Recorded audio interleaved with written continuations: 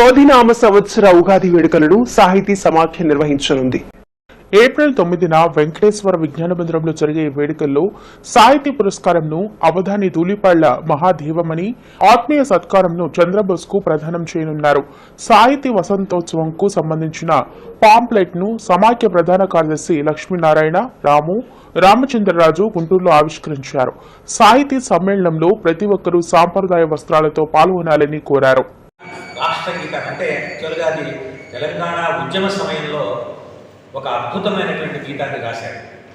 ఆ గీతంలో ఎక్కడా కూడా మన ఇతర రాష్ట్రాన్ని, ఇతర ప్రజలు నిందించకుండా చేస్తూ ఆ ప్రాంతంలో ఉండేటువంటి ఒక అద్భుతమైనటువంటి దేవాలయాన్ని వర్ణించడం జరిగింది.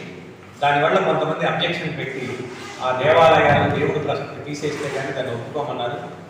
దానికి డాక్టర్ అందశ్రీ నాకు పెట్టకపోయినా పర్వాలేదు కానీ నేను రాసిన దాంట్లో అక్షరం కూడా తొలగించను, ముద్రాన్ని రాముడి గురించి రాసిన మాట తీరాలి వేరేసారి ప్రభుత్వం మారింది అదే కదా. ఆ ఉద్యమ స్ఫూర్తి పొందినటువంటి ఉద్యమకారుని వాళ్ళ అధికారం ఇచ్చారు. ఇంతకుముందు కూడా వాళ్ళే ఉన్నారు కానీ వాళ్ళని గుర్తించి అందశ్రీ రాసినటువంటి పాటనే రాష్ట్ర గీతంగా, అంటే మనకు మా తెలుగు తల్లికి మల్లె పూగంగానే వాళ్ళ తెలంగాణ రాష్ట్ర గీతంలో అన్ని పుస్తకాలు వచ్చింది. దానికి సృష్టికర్త ఏమాత్రం బేసిక్ ఎడ్యుకేషన్ లేకుండా సహజంగానే ఆ గాజు రాయడానికి కూడా రాని స్థితిలో అద్భుతమైన సాహిత్యాన్ని సృష్టించారు.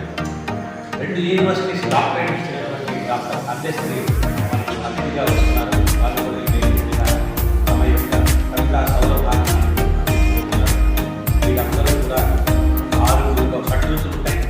అదేవిధంగా దానికి తోడుగా విశ్వ సహస్రనామాలు, మ్యూజిక్ ఇవన్నిటి కూడా ఉంటూ ప్రముఖులైనటువంటి 2 జడ్జెస్, ఆమె అందరికీ తెలుసు యు దుర్గాప్రసాద్ గారు. ఆయన మంచి సాహిత్య అభిమాని. ఇవాళ రాష్ట్రంలో అనేక చోట్ల సాహిత్య సభలు, లైబ్రరీస్ను పునరుద్ధరించడంలో దుర్గాప్రసాద్ గారిని ప్రధాన వక్తగా పిలుస్తున్నారు. కేవలం జడ్జిగా కాకుండానే ఆయన మంచి సాహిత్య పటిమ ఉన్నట్టు ఉంటారు. అలాగే కృష్ణమోహన్ గారు జస్టిస్